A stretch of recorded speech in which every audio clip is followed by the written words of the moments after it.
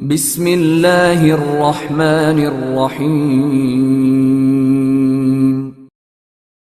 اینتھونیس، Lisa اور ان کا بیٹا یوکلس ایک اور دن کی مسافت طے کر کے رات گزارنے کے لیے ایک اور جگہ رک گئے تھے۔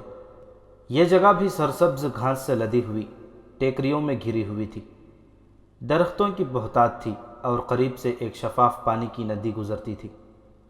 وہ کھانا کھا چکے تھے اور یوکلس نوجوانی کی بے فکری کی نیند سو گیا تھا۔ اینتھونیس اور لیزا بھی اس کے پاس ہی لیٹے تھے، لیکن دونوں اب اس کے پاس نہیں تھے۔ رات آدھی گزر گئی تھی اور وہ دونوں کچھ پرے ہٹ کر چھوٹی سی ٹیکری پر بیٹھے ایک دوسرے میں کھو گئے تھے۔ لیزا ایران کے حسن کا ایک نادر نمونہ یا شاہکار تھی۔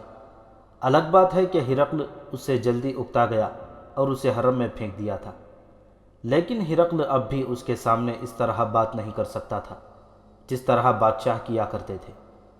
ہرقل جیسا جابر اور ظالم بادشاہ لیزا کا سامنا کرنے سے گھبراتا تھا۔ پہلے یہ بات ہو چکی ہے کہ لیزا نے اینتھونیس کو اپنی تسکین کا ذریعہ بنا لیا تھا، لیکن یہ تعلقات ایسی محبت کی صورت اختیار کر گئے جو دلوں میں اتر گئی تھی۔ اپنے بیٹے کو سوتا چھوڑ کر وہ الگ جا بیٹھے، اور بیٹھے بھی اس طرح جیسے دونوں کے جسم ایک ہو گئے ہوں۔ لیزا کی عمر ابھی 40 برس نہیں ہوئی تھی، لیکن وہ ابھی تک نوجوان اور حسین تھی۔ اینتھونیس اس سے 15-16 سال بڑا تھا، لیکن اس نے اپنی جوانی کو برقرار رکھا ہوا تھا۔ کیا تمہیں اپنی بیوی اور بچے یاد نہیں آتے؟ لیزا نے اینتھونیس سے پوچھا۔ تم پاس ہوتی ہو تو مجھے خدا بھی یاد نہیں رہتا، اینتھونیس نے جواب دیا۔ وہ تو ایک بیوی تھی جسے میں نے بیوی کے مقام پر ہی رکھا ہوا تھا۔ دل میں ابھی کسی کی محبت پیدا نہیں ہوئی تھی۔ میرا دل شاید تمہارا منتظر تھا اور تم آ گئیں۔ کیا تم مجھے شاہانہ زندگی دے سکو گے؟ لیزا نے بڑے ہی جذباتی لہجے میں پوچھا اور کہا، تمہیں دلی محبت کی ضرورت تھی اور میں نے تمہاری یہ جذباتی ضرورت پوری کر دی۔ اب میں تمہیں یاد دلا رہی ہوں کہ میں کسرائے ایران کے شاہی خاندان سے آئی تھی اور ہرقل کے شاہی محل میں اس عمر تک پہنچی۔ ڈرتی ہوں کہیں ایسا نہ ہو کہ ہم یوں ہی جنگلوں میں بھٹکتے پھریں اور یہیں کہیں زندگی کا خاتمہ ہو جائے۔ میں جس بادشاہی کی بنیاد رکھنے جا رہا ہوں اس کی پہلی ملکہ عالیہ تم ہوگی، اینتھونیس نے کہا۔ اینتھونیس حیوانیت کے غلبے میں آ گیا تھا۔ دوسرے ہی لمحے وہ ایسے مخمور اور مدہوش ہو گئے جیسے انہیں احساس ہی نہ رہا ہو کہ وہ کسی شاہانہ کمرے میں نرم و گداز پلنگ پر ہیں یا جنگل کی ایک ٹیکری پر۔ لیزا ٹیکری کی سختی میں پلنگ کی نرمی محسوس کر رہی تھی۔ چاند کچھ اوپر آ گیا۔ نمناک جنگل کی چاندنی بڑی صاف اور شفاف تھی۔ وہ دونوں اٹھے۔ اینتھونیس نے اتنا ہی کہا تھا کہ اب سو جانا چاہیے کہ لیزا نے پیچھے دیکھا۔ وہ تو لرز اٹھی۔ یوکلس ننگی تلوار ہاتھ میں لیے بڑی تیزی سے ٹیکری چڑھتا آ رہا تھا۔ میرے پیچھے ہو جاؤ اینتھونی، لیزا نے کہا اور یوکلس کے راستے میں کھڑی ہو گئی۔ اینتھونیس نے پیچھے دیکھا تو اسے یوکلس نظر آیا۔ اس کے ہاتھ میں تلوار اور اس کے اوپر آنے کی تیزی سے پتہ چلتا تھا کہ وہ کیوں اور کس ارادے سے آیا ہے۔ لیزا کے کہنے کے مطابق وہ لیزا کے پیچھے ہو گیا۔ تم اس شیطان کو مجھ سے نہیں بچا سکو گی ماں، یوکلس نے قریب آ کر غضبناک لہجے میں کہا۔ ہٹ جاؤ آگے سے، میں نے دیکھ لیا ہے، یہ تمہیں دھوکے میں اپنے ساتھ اسی مقصد کے لیے لایا تھا۔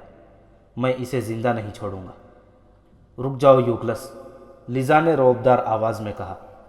کیا تم اس شخص کو قتل کرنا چاہتے ہو جو تمہیں قتل ہونے سے بچا لایا ہے؟ تمہاری خاطر یہ اپنے بچوں کو چھوڑ آیا ہے۔ یوکلس پھونکار رہا تھا اور ماں بازو پھیلائے اسے روک رہی تھی۔ اگر اینتھونیس نہتھا نہ ہوتا تو یوکلس کا مقابلہ کر کے اس پر قابو پا لیتا۔ اسے بتا دو لیزا میں کون ہوں، اینتھونیس نے کہا۔ اسے حقیقت بتا دو۔ یوکلس اینتھونیس کو للکار رہا تھا کہ وہ ایک عورت کو ڈھال نہ بنائے اور مردوں کی طرح سامنے آئے۔ کیا تم اپنے باپ کو قتل کرو گے؟ لیزا نے کہا۔ ہاں، آگے سے ہٹ جاؤ ماں، یوکلس نے غصے سے لرزتی ہوئی آواز میں کہا۔ اسے قتل کر کے میں واپس جاؤں گا اور اپنے باپ ہرقل کو بھی قتل کروں گا۔ ہرقل تمہارا باپ نہیں، لیزا نے کہا۔ وہ میرا صرف خاوند تھا، تمہارا باپ یہ ہے، اینتھونیس، تم اس کے بیٹے ہو۔ یوکلس کا جوش اور عتاب ٹھنڈا پڑ گیا، اس کی تلوار جھک گئی۔ آؤ یوکلس، لیزا نے آگے بڑھ کر اس کے ہاتھ سے تلوار لے کر کہا، میں تمہیں یہ بھی بتا دوں کہ تم اینتھونیس کے بیٹے ہو، اور ہرقل اس حقیقت سے واقف نہیں۔ وہ تمہیں اپنا بیٹا سمجھتا ہے، ہم دونوں کسی وجہ سے ہی تمہیں اپنے ساتھ لائے ہیں۔ اینتھونیس اور لیزا نے یوکلس کو اپنے پاس بٹھا لیا۔ لیزا نے یوکلس کو بتایا کہ اسے کسریٰ ایران نے کس طرح اور کس مقصد کے لیے ہرقل کے پاس ایک دھوکے کے ذریعے بھیجا تھا، اور ہرقل نے اسے اپنی بیوی بنا کر اس کے ساتھ کیا سلوک کیا۔ لیزا نے یوکلس کو یہ ساری بات ایسے جذباتی انداز میں سنائی کہ یوکلس پوری طرح متاثر ہو گیا۔ ان لوگوں کے ہاں اخلاق اور کردار نام کی تو کوئی چیز ہی نہیں تھی، ان کا کلچر ہی کچھ ایسا تھا جس میں حلال اور حرام کا، حیا اور بے حیائی کا تصور کچھ اور تھا۔ میں تمہیں شہزادہ بنا کر دم لوں گی، اینتھونیس نے یوکلس سے کہا۔ ہرقل کو قتل نہیں کریں گے، اس کی بادشاہی پر قبضہ کر کے اسے بھیکاری بنا دیں گے، اور وہ بازاروں میں بھیک مانگتا پھرے گا۔ یوکلس نے اپنی ماں اینتھونیس کو اس طرح دیکھ لیا تھا کہ اس کی آنکھ کھل گئی، اور اس نے دیکھا دونوں وہاں نہیں تھے۔ انہیں دیکھنے کے لیے وہ اٹھا، ایک طرف ٹیکری پر وہ اسے نظر آ گئے، چاند ان کی طرف سے اوپر آ رہا تھا۔ یوکلس کو وہ اس طرح دکھائی دیے جیسے دو سائے ہوں۔ وہ دونوں ایسی حالت میں تھے کہ قریب جا کر دیکھنے کی ضرورت ہی نہیں تھی۔ یوکلس نے تلوار نکال لی اور اس طرف غیظ و غضب سے چل پڑا۔ یہ تو وہ جانتا ہی تھا کہ اس کی ماں کس قدر خوبصورت عورت ہے۔ یہی ایک خیال اس کے ذہن میں اٹک گیا کہ اینتھونیس اس کی ماں کو ورغلا کر لایا ہے اور اب ماں سے خراج وصول کر رہا ہے۔ وہ اپنی ماں کو اینتھونیس کے ہاتھوں میں مجبور سمجھ رہا تھا۔ آخر ہم جا کہاں رہے ہیں؟ یوکلس نے پوچھا۔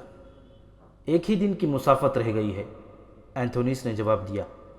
کل رات ہم کسی جنگل یا صحرا میں نہیں ہوں گے، بلکہ کسی قبائل سردار کے ہاں آرام دہ بستر میں سوئے ہوئے ہوں گے۔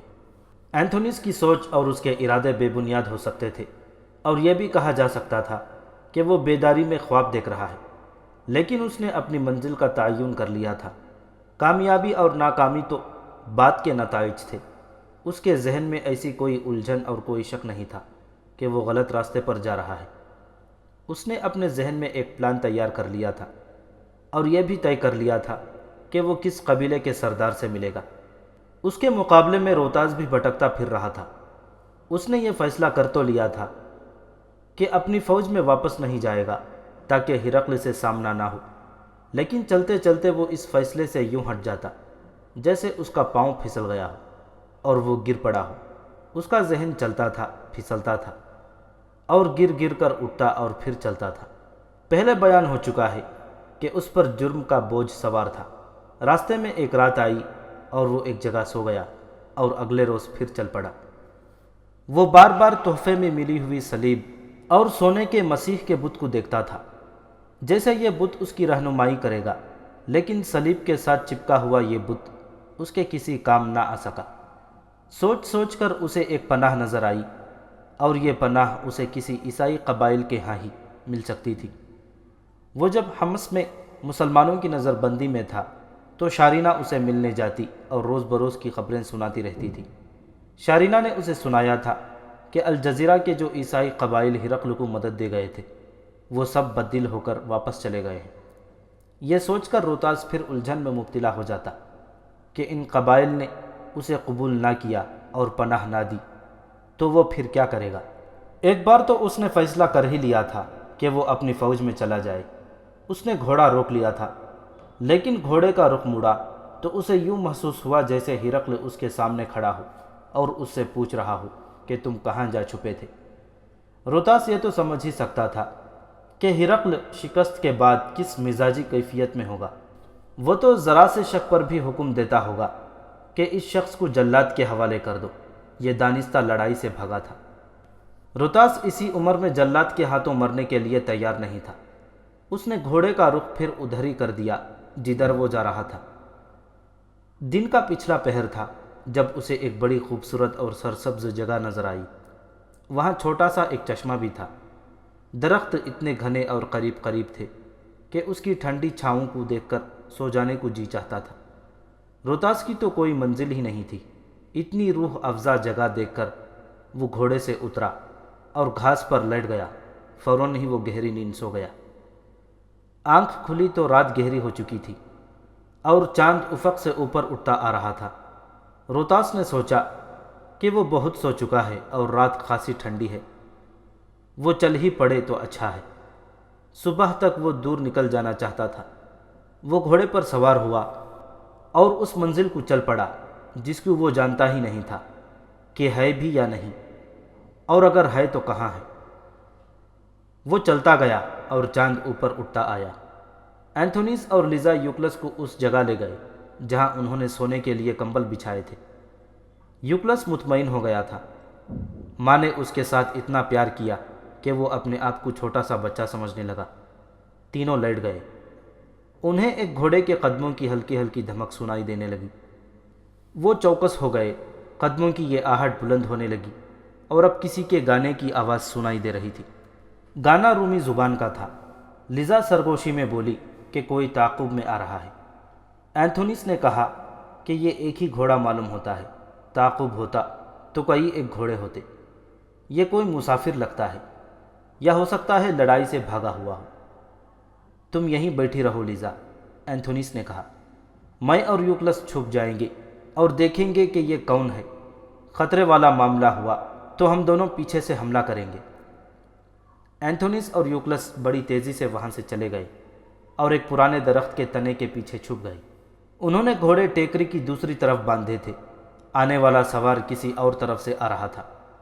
وہ اس جگہ کے قریب سے گزرا تو اس کی نظر لیزا پر پڑی جو پیٹھ کے بل لیٹی ہوئی تھی۔ اس نے گھوڑا روک لیا اور کود کر گھوڑے سے اترا، گھوڑے کو وہیں چھوڑا اور آہستہ آہستہ لیزا کی طرف گیا۔ ابھی اسے یہ پتہ نہیں چلا تھا کہ یہ عورت ہے۔ یہ پہلا انسان تھا جو اسے اس سفر میں نظر آیا۔ قریب گیا تو اسے پتہ چلا کہ یہ تو عورت ہے۔ کھڑے کھڑے ذرا اس پر جھکا تو لیزا اٹھ بیٹھی اور پھر کھڑی ہو گئی۔ سوار کا دل یکلخت ایک خوف کی گرفت میں آ گیا۔ اس نے اس عورت کو پہچان لیا تھا۔ ہرقل کی بیویاں اور داشتائیں ہر طرف گھومتی پھرتی رہتی تھیں، اس لیے ہر کوئی انہیں جانتا پہچانتا تھا۔ ایسی ہر عورت، خواہ وہ ہرقل کی بیوی تھی یا داشتہ، ملکہ کہلاتی تھی۔ آپ ملکہ لیزا؟ سوار نے حیرت زدگی کے لہجے میں پوچھا۔ آپ یہاں؟ کیا شاہ ہرقل بھی یہیں کہیں قریب ہی ہے؟ تم کون ہو؟ لیزا نے ایسے رعب سے پوچھا جیسے وہ واقعی ملکہ ہو۔ کہاں سے آئے ہو؟ کہاں جا رہے ہو؟ سوار کے لیے یہ بات حیرت ناک تھی کہ شاہ ہرقل کی بیوی اس جنگل میں اکیلی پڑی تھی۔ اسے یقین ہونے لگا کہ یہ بدروح یا جنات جیسی مخلوق میں سے ہے اور اس نے ملکہ لیزا کا روپ دھار رکھا ہے۔ اس کا خوف اور زیادہ بڑھ گیا۔ نہیں نہیں، اس نے ہکلاتی ہوئی زبان سے کہا، آپ زندہ انسان نہیں ہو سکتی۔ آپ کو شاہ ہرقل کے ساتھ ارض روم میں ہونا چاہیے تھا۔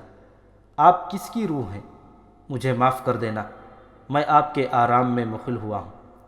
وہ وہاں سے الٹے قدم چلنے لگا۔ خوف کے مارے وہ لیزا کی طرف پیٹ نہیں کر رہا تھا۔ ٹھہرو، لیزا نے اپنی آواز بدل کر بڑے رعب سے کہا۔ میرے قریب آؤ، اپنا نام بتاؤ، تم روم کی فوج کے آدمی ہو۔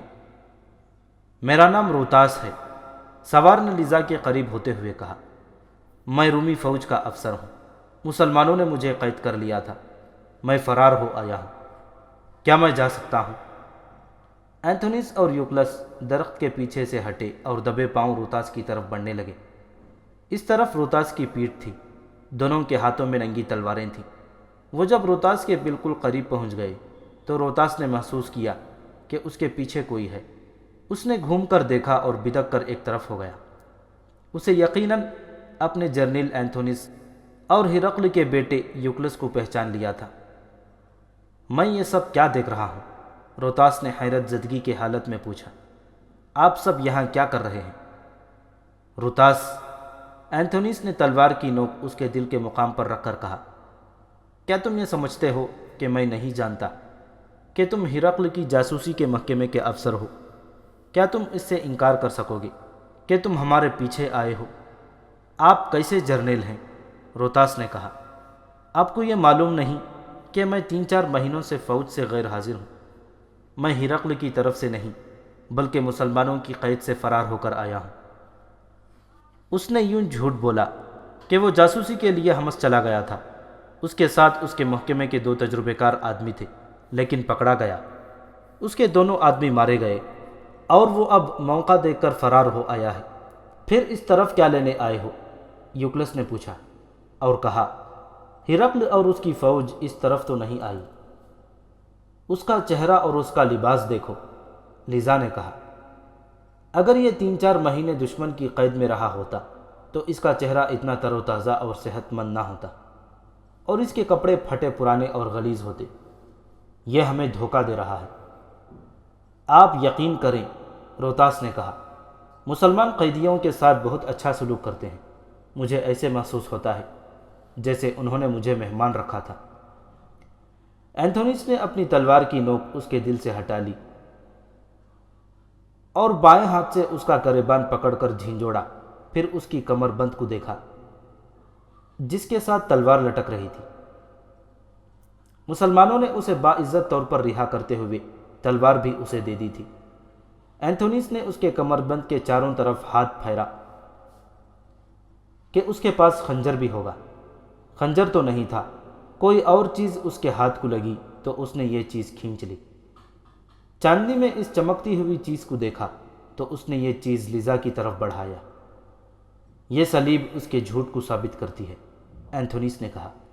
مجھے یہ بھی معلوم ہے کہ یہ کس کی ہے۔ سپہ سالار ابو عبیدہ رضی اللہ تعالیٰ عنہ تک یہ صلیب مال غنیمت میں پہنچی تھی۔ یہ کسی رومی افسر کے پاس تھی جو مارا گیا تھا۔ اینتھونیس نے اس افسر کا نام لے کر لیزا اور یوکلس کو بتایا کہ یہ ہر وقت اس کے پاس رہتی تھی۔ اب سوچو، اینتھونیس نے کہا، اگر یہ شخص مسلمانوں کی قید میں رہا ہوتا تو کیا وہ اتنا وزنی سونا اس کے پاس رہنے دیتے؟ اینتھونیس نے روتاس سے کہا، تم سچ کیوں نہیں بولتے؟ اینتھونیس نے اس کے جواب کا انتظار کیے بغیر اس کے کمر بند سے تلوار کھینچ لی اور ایک بار پھر کہا کہ وہ سچ بول دے، ورنہ اس کی لاش یہیں پڑی رہ جائے گی اور اسے جنگل کے درندے کھائیں گے۔ میں پناہ ڈھونڈتا پھر رہا ہوں۔ روتاس سچ بولنے پر آ گیا۔ میں جانتا ہوں ہرقل پسپا ہو کر کس طرف گیا ہے۔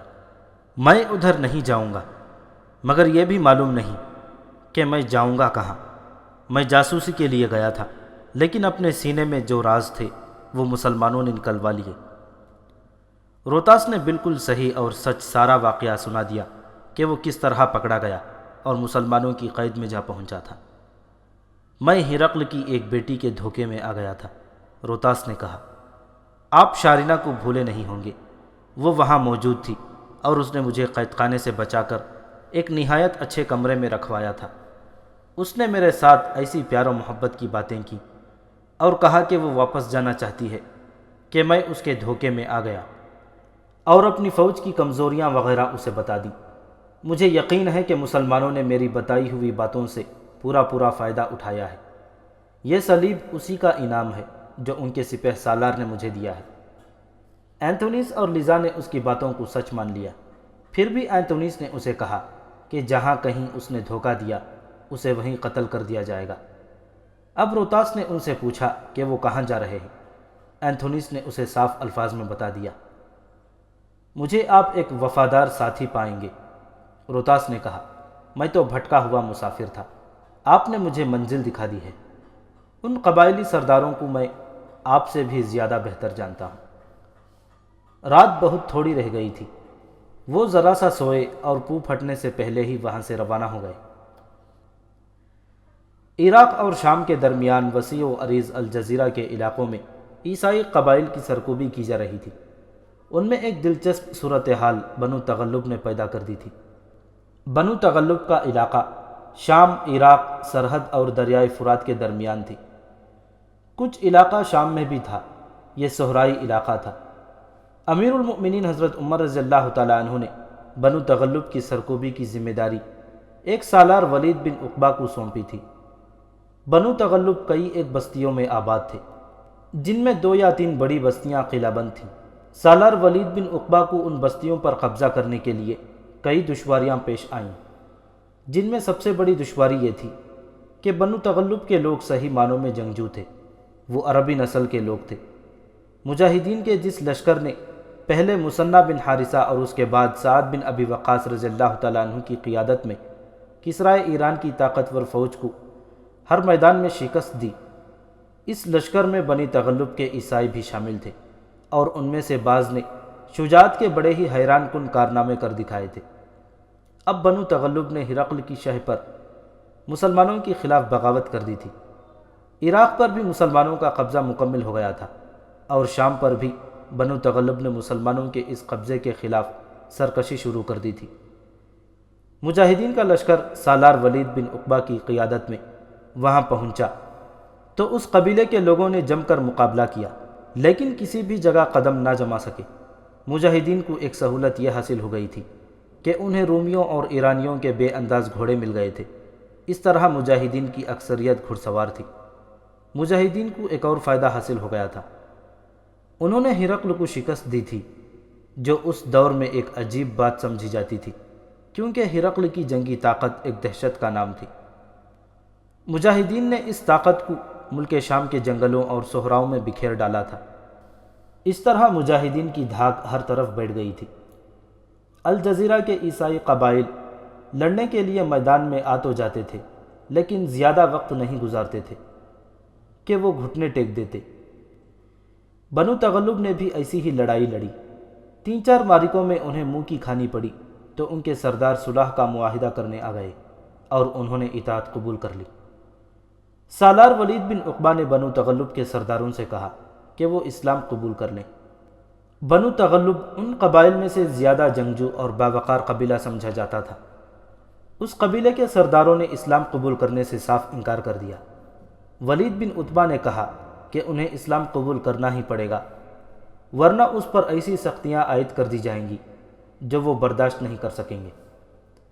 سرداروں نے متفقہ طور پر کہا کہ امیر المؤمنین حضرت عمر رضی اللہ تعالیٰ عنہ جو فیصلہ کریں گے وہ اس فیصلے کو قبول کر لیں گے۔ سالار ولید بن عتبہ نے اسی روز امیر المؤمنین کو پیغام بھیج دیا، جس میں لکھا کہ انہوں نے بنو تغلب سے اسلام قبول کرنے کو کہا تھا، جس سے انہوں نے انکار کر دیا ہے، اور وہ فیصلہ امیر المؤمنین پر چھوڑتے ہیں۔ حضرت عمر رضی اللہ تعالیٰ عنہ کی دور اندیشی اور تدبر کی تعریف تو غیر مسلم مورخوں نے بھی کی ہے۔ حضرت عمر بن خطاب نے جواب بھیجا کہ بنو تغلب کو اسلام قبول کرنے پر مجبور نہ کیا جائے اور فیصلہ ان پر ہی چھوڑ دیا جائے۔ حضرت عمر نے یہ بھی لکھا کہ بنو تغلب کے سرداروں سے کہہ دیا جائے کہ ان کے قبیلے میں سے کوئی بھی اپنی مرضی سے اسلام قبول کرنا چاہے تو قبیلے کے لوگ اسے روکیں گے نہیں۔ تاریخ میں لکھا ہے کہ جب حضرت عمر رضی اللہ تعالیٰ عنہ کا یہ فیصلہ سالار ولید بن عتبہ نے بنو تغلب کے سرداروں وغیرہ کو سنایا تو اس فیصلے سے ہی متاثر ہو کر متعدد عیسائیوں نے اسلام قبول کر لیا۔ امیر المؤمنین حضرت عمر رضی اللہ تعالیٰ عنہ نے پیغام میں یہ بھی لکھا تھا کہ بنو تغلب سے جزیہ وصول کر کے انہیں ذمہ قرار دے دیا جائے۔ بنو تغلب کے سرداروں نے جزیہ دینے سے انکار کر دیا اور کہا کہ وہ ذمہ نہیں کہلائیں گے۔ اے بنو تغلب، ولید بن عتبہ نے کہا، ہم تمہارے لیے اپنا قانون اور دستور بدل نہیں سکتے۔ میں اب یوں نہیں ہونے دوں گا کہ تمہاری ہر ضد مدینہ امیر المؤمنین کے پاس بھیجوں اور وہاں سے فیصلہ لوں۔ جزیہ تو ہم کبھی معاف نہیں کریں گے۔ ہم رقم دینے سے انکار نہیں کر رہے۔ ایک سردار نے کہا، آپ جزیے سے دگنی رقم ہم سے لیں، لیکن ہمیں ذمی نہ کہیں اور اس رقم کو جزیہ نہ کہیں۔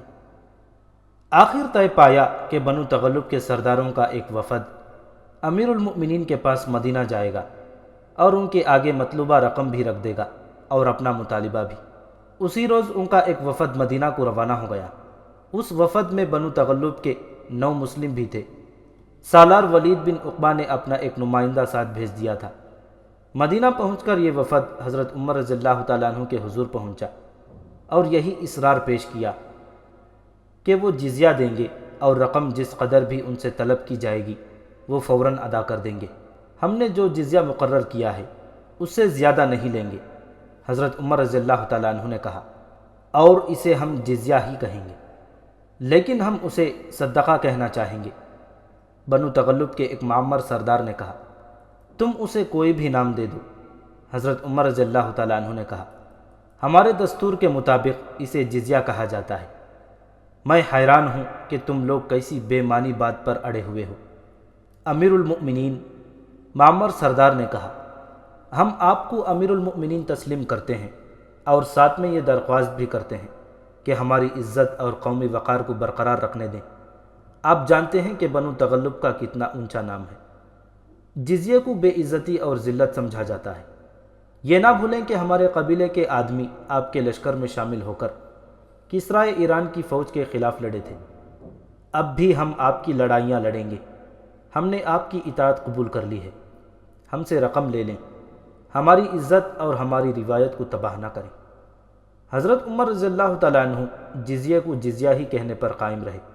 کچھ بدمزگی بھی پیدا ہونے لگی تو حضرت علی رضی اللہ تعالیٰ عنہ نے حضرت عمر کو ایک سالار سعد بن مالک کا واقعہ یاد دلایا، جس نے ایک علاقہ فتح کر کے وہاں کے لوگوں سے جزیہ لینے کے بجائے دگنا صدقہ قبول کر لیا تھا۔ حضرت عمر بلا وجہ اپنی بات پر اڑا نہیں کرتے تھے۔ انہیں وہ واقعہ یاد آ گیا، اور مورخ لکھتے ہیں کہ حضرت عمر رضی اللہ تعالیٰ عنہ کو یہ خیال بھی آیا کہ یہ قبیلہ ایک جنگی طاقت ہے جو اپنے کام آ سکتا ہے۔ آخر انہوں نے یہ فیصلہ کیا کہ جزیے کے بجائے صدقہ قبول کر لیا جائے، لیکن رقم دگنی ہوگی۔ بنو تغلب کے سرداروں نے یہ فیصلہ بخوشی قبول کر لیا اور رقم ادا کر دی۔ اس طرح ایک طاقتور قبیلہ بھی مسلمانوں کے زیر اطاعت آ گیا، اور اس قبیلے کے لوگوں نے آہستہ آہستہ اسلام قبول کرنا شروع کر دیا۔ اینتھونیس، روتاس، لیزا اور یوکلس حلب کے قریب ایک بستی میں پہنچ گئے۔ یہ جنگل میں چند ایک گھروں کی بستی تھی، اور یہ بنو ربیہ کے لوگ تھے۔ انہوں نے اینتھونیس اور اس کے ساتھیوں کو دیکھا تو سب گھروں سے باہر آ گئے۔ وہ جان گئے ہوں گے کہ یہ رومی ہیں۔ رومیوں کے متعلق ان لوگوں کی رائے اچھی نہیں رہی تھی۔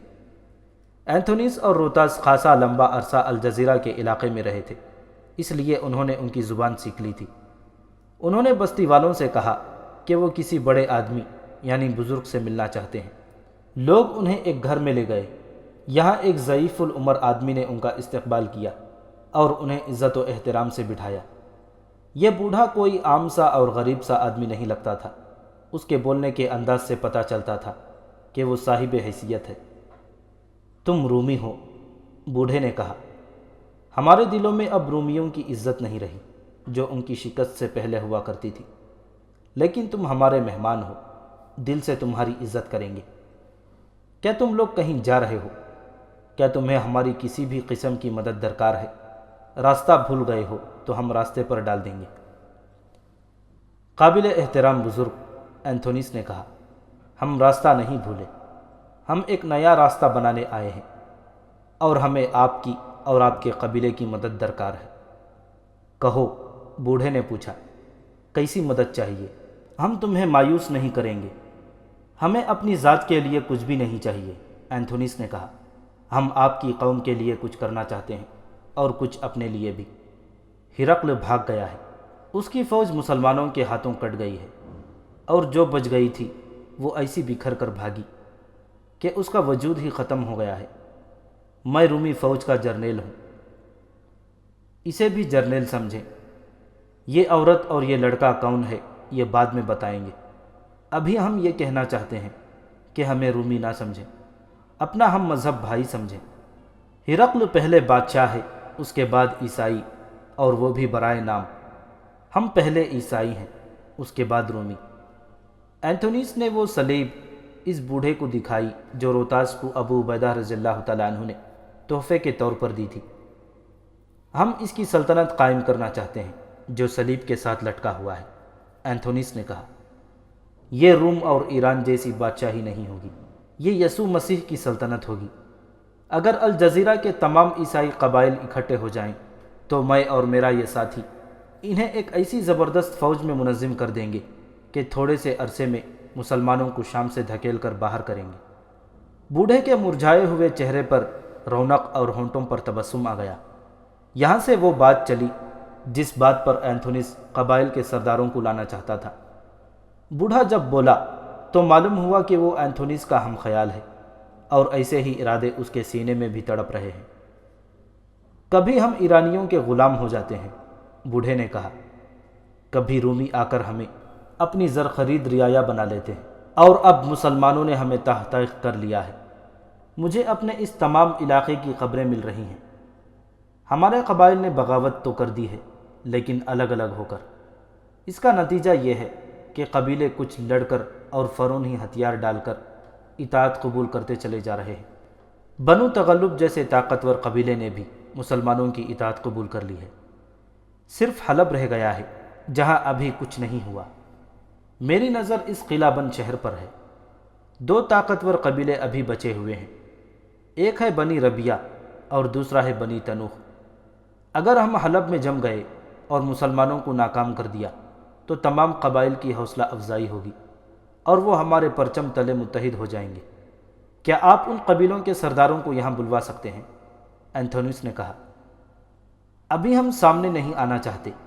خطرہ ہے کہ ہرقل کے مخبر اور جاسوس ہمیں ڈھونڈتے پھر رہے ہوں گے۔ تمہارے لیے کوئی خطرہ نہیں، بوڑھے نے کہا، جب تک تم ہمارے پاس ہو۔ تمہاری طرف آنکھ اٹھا کر بھی کوئی نہیں دیکھ سکتا۔ کسی بھی سردار کو یہاں بلانے کی ضرورت نہیں۔ ہم تمہیں حلب میں پہنچا دیں گے اور سردار تمہارے پاس آ جائیں گے۔ ہم تمہیں اپنا لباس دیں گے اور غریب سے کسانوں اور مزدوروں کے بحروپ میں حلب میں داخل کر دیں گے۔